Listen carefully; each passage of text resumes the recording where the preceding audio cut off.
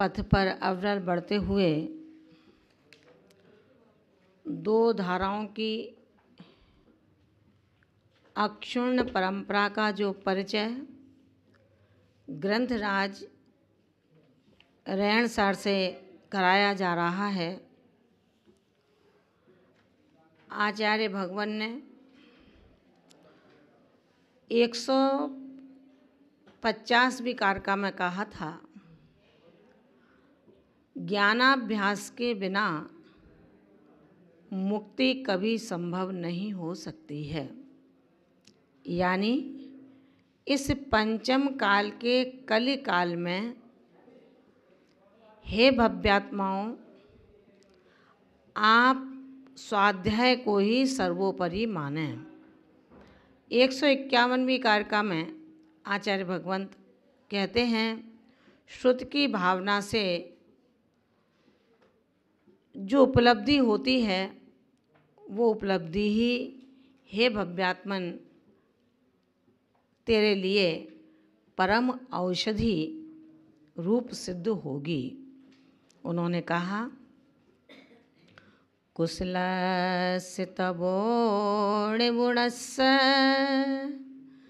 संयमो समपरस्य वैराग्यो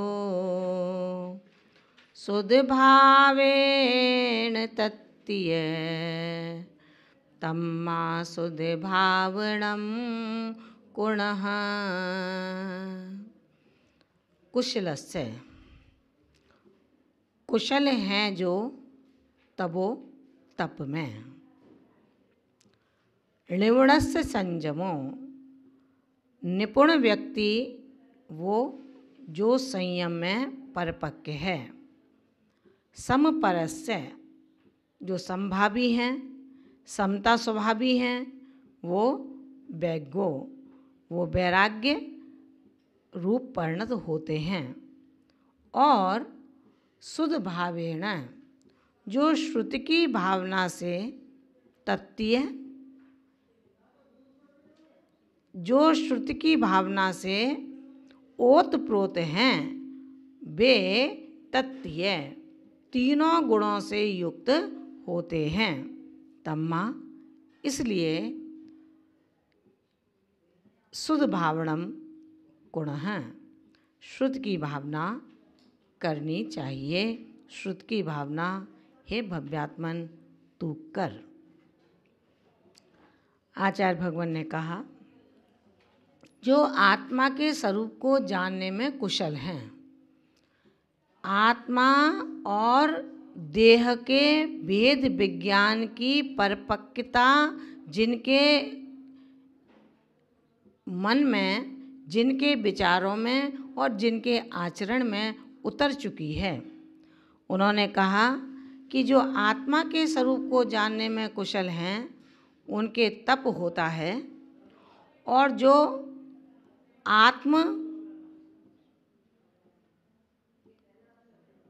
आत्मा के स्वरूप को जानने में कुशल हैं उनके तप होता है, और जो आत्मा को जानने में निपुण हैं उनके संयम होता है, और जो समभाव से जो वैराग्य होता है, समभाव से, समता परिणामों से, समदृष्टि से, जिसमें भेद नहीं है, ये मेरा मित्र है, ये दूसरे का मित्र है, ये मेरा शिष्य है, ये दूसरे का शिष्य है।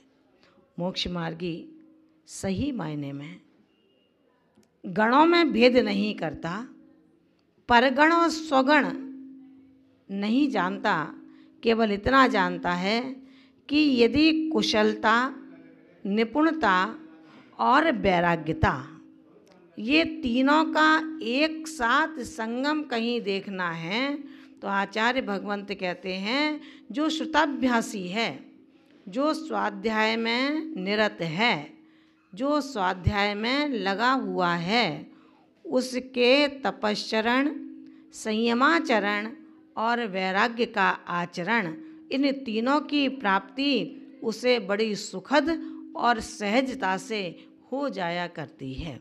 इसलिए आचार्य भगवान ने कहा कि पंचम काल में हे भव्यात्मन, तुझे बहुत कुछ प्राप्त हुआ है, बहुत कुछ प्राप्त हुआ है। इस पंचम काल में निरंतर आलस्य रहित होकर के श्रुत का अभ्यास कर। आलस्य का अभाव जहाँ हो जाएगा तो उत्साह का जन्म हो जाएगा। आलस्य का जहाँ अभाव होगा वहाँ श्रद्धा जागृत हो जाएगी, और उत्साह और श्रद्धा जब मिल जाती है तो आचार्य भगवंत कहते हैं वो ही परम पुरुषार्थ से अपने पौरुषत्व को प्राप्त कर लेता है। पौरुषत्व से यानी कि अपने पुरुष से, आत्मा से उसका परिचय हो जाया करता है। पुरुषार्थ सिद्धि उपाय। पुरुष से अर्थ की सिद्धि, यानी कि अर्थ की सिद्धि के लिए पुरुषार्थ करो। कौन सा पुरुष? आत्मा। आत्मा की सिद्धि के लिए हमें पुरुषार्थ करना है। आचार्य भगवंत कहते हैं कि सही है, पंचम काल है, हुंडा सर्पणी काल है, खोटा काल है, लेकिन इस खोटे काल में भी कार्य सब वही हैं जो पुण्य के काल में हुआ करते थे। यानी उत्तम शयनन, चतुर्थ काल, मासोपवासी मुनराजों के, तीर्थंकरों के शुद्ध केवली के साक्षात जहाँ दर्शन होते थे। आज जिनवाणी इन पुस्तकार रूप में हमें प्राप्त है, उस समय साक्षात जिनवाणी मिला करती थी भगवान की दिव्य ध्वनि के माध्यम से। लेकिन हे साधक, ध्यान रखना, सारे कार्य वो ही करते हैं जो चौथे काल में होते थे। फिर इस धर्म की क्रिया में हम क्यों घबराते हैं?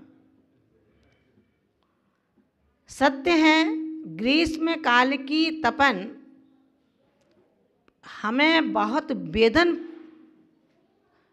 का अनुभव कराती है, वेदित करती है। लेकिन जो ज्ञानी आत्मा होता है, समझदार होता है, वो हाय हाय नहीं करता। वो ग्रीष्म काल की तपन में भी शीतल नीर का उपयोग कर लेता है। भाई श्रावक है, अब गर्मी है, हाय हाय थोड़ी करेगा। वो करेगा कि जो पानी जैसा होता था पी लेता था, अब गर्मी के कारण उसको खुले आकाश में रात्रि में रखेगा और ठंडा पानी का बोतल अपने पास रख कर के जब जब उसे गर्मी लगेगी शीतल जल अपने ऊपर अपने गले में डाल लेगा। आचार्य भगवंत कहते हैं शीतल नीर का उपयोग पीने के लिए श्रावक करता है, लेकिन रे साधक तू क्या करेगा? क्या बोतल रखेगा? क्या बार बार पिएगा? नहीं। दिगंबर अवस्था धारण करने के बाद किसी भी योगी ने ऐसा ना किया है, ना करा है, करेगा और ना किया था।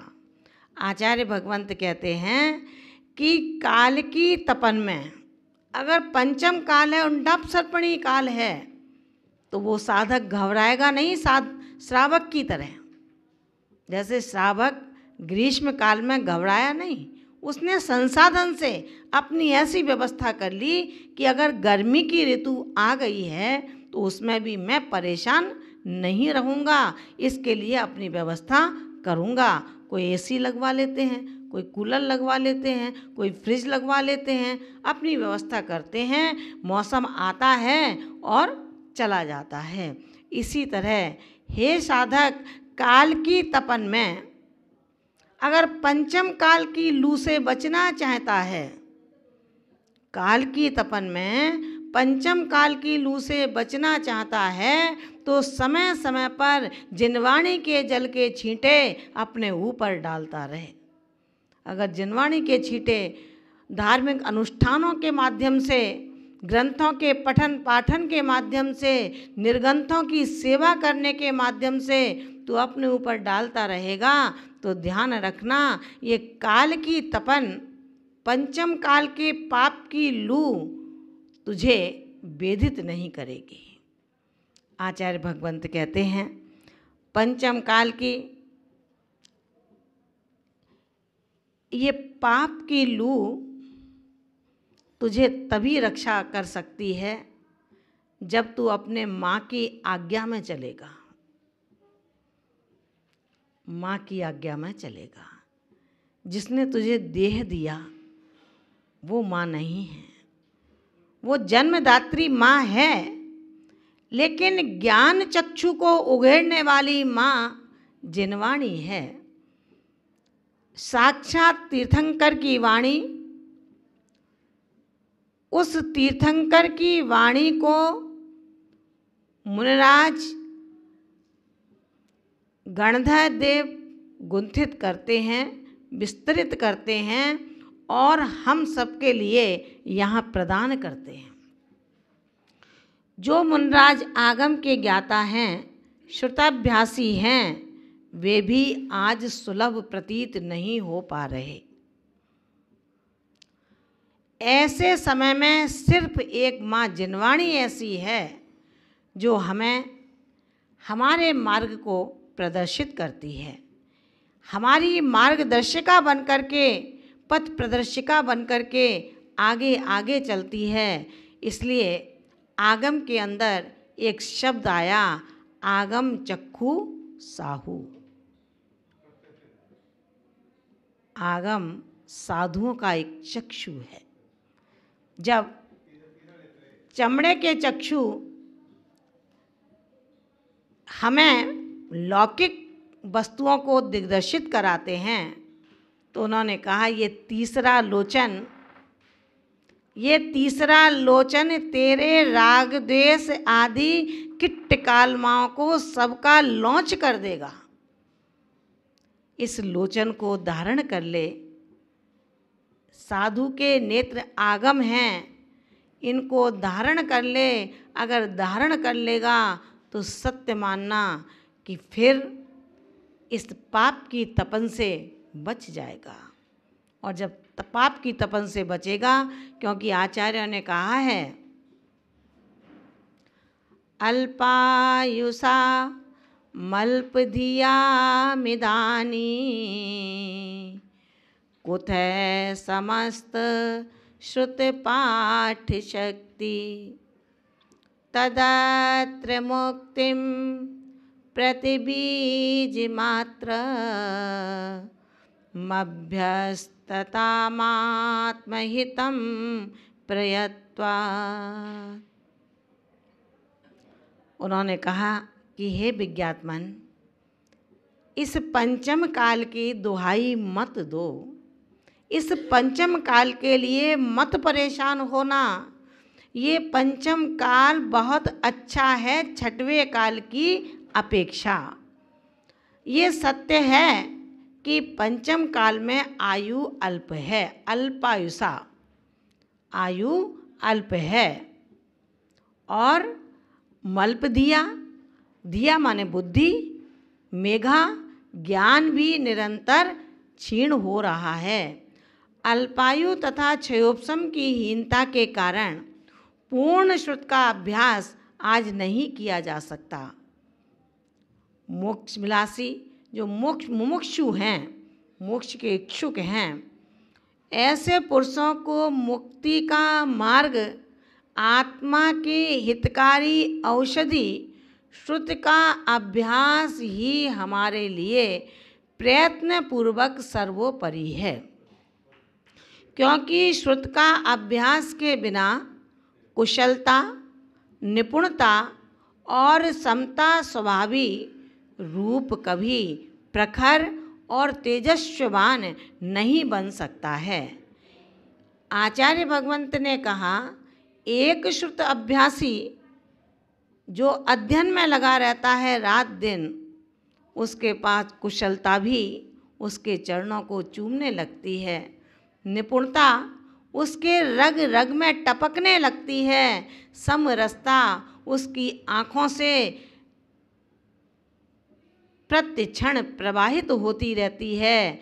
इन कुशलता, निपुणता, समरसता सभी होने से वह ज्ञान, तप, वैराग्य और पूर्ण संयम की प्राप्ति कर मुक्ति का पात्र बन जाया करता है। आचार्य भगवंत कहते हैं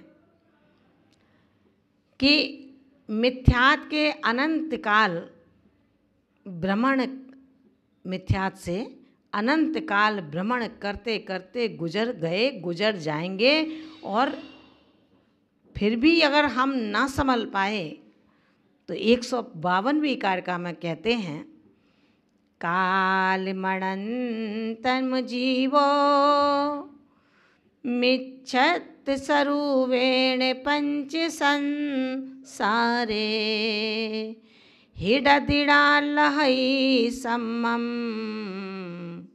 संसार भ्रमण पारंभो।